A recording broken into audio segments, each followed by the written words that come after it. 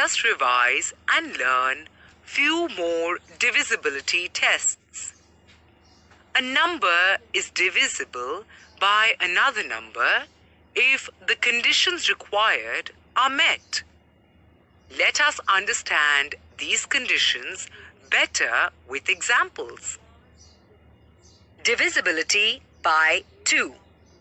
If the number is even, that is, it ends in 2, 4, 6, 8 or 0, we say that the given number is divisible by 2. For example, 26 ends in 6. Thus, it is divisible by 2. Divisibility by 3. If the sum of the digits of the number is divisible by 3, we say that the given number is divisible by 3. For example, look at the number 384. When we add up all the digits, that is 3 plus 8 plus 4, we get the sum as 15. We know that 15 is divisible by 3. Thus, we conclude that 384 is divisible by 3. Divisibility by 4. If the number formed by the last two digits of the given number is divisible by 4, we say that the given number is divisible by 4. For example, look at the number 164. Its last two digits form the number 64, which is divisible by 4. Thus, the whole number 164 is divisible by 4. Divisibility by 5. If the number ends in 5 or 0, we say that the given number is divisible by 5. For example, 525 ends in 5. Thus, it is divisible by 5. Look at this another example. 330 ends in 0. Hence, it is also divisible by 5. Divisibility by 6. If the number is divisible by both 2 and 3, we say that the given number is divisible by 6. For example, look at the number 408.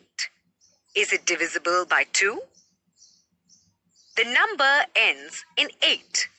Thus, it is divisible by 2. Is it divisible by 3?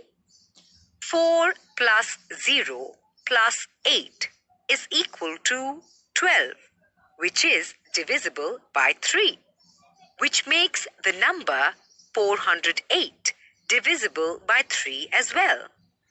Hence, 408 is divisible by 6. Divisibility by 7. Take the last digit of the number, double and subtract it from the rest of the digits. If the difference is divisible by 7, then the number is divisible by 7. For example, look at the number 672. Firstly, double the last digit 2. That is, 2 plus 2 is equal to 4. Now, subtract 4 from 67. So we get 63. Here, the number 63 is divisible by 7. Thus, we say 672 is divisible by 7. Kids, repeat the process for larger numbers. For example, let us take a larger number, 3,934.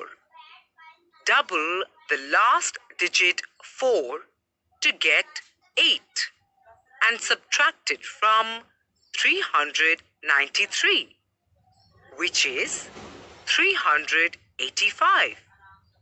Now again, double 5 to get 10 and subtract it from 38, which is equal to 28. We know that 28 is divisible by 7. So, the number 3,934 is divisible by 7. Divisibility by 8. If the number formed by the last 3 digits of the given number is divisible by 8, we say that the given number is divisible by 8. For example, look at the number 53,888. Its last 3 digits form the number 888, which is divisible by 8.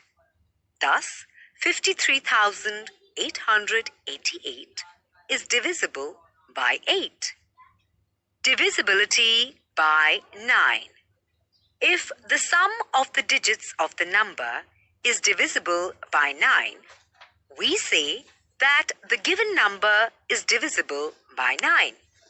For example, look at the number 7,29,639. Here, on adding the digits 7, 2, 9, 6, 3 and 9, we get the sum as 36, which is divisible by 9. Thus, 7,29,639 is also divisible by 9. Let us look at divisibility by 10. If the number ends in a 0, we say that the given number is divisible by 10. For example, 8,620 ends in 0. Thus, it is divisible by 10. Next is divisibility by 11. A number is divisible by 11 if the difference of the sums of the alternate digits is 0 or a multiple of 11. For example, look at number 3,729. Here, by adding the alternate digits 7 and 9, we get the sum as 16. And 3 plus 2 is equal to 5. Now, the difference between the two sums, that is 16 minus 5, is equal to 11. Therefore, the number 3,729 is divisible by 11. Let us take one more example. Number 4,576. We add the digits 4 plus 7 to get 11. And 5 plus 6 gives 11. Here, the difference between the two sums is 0.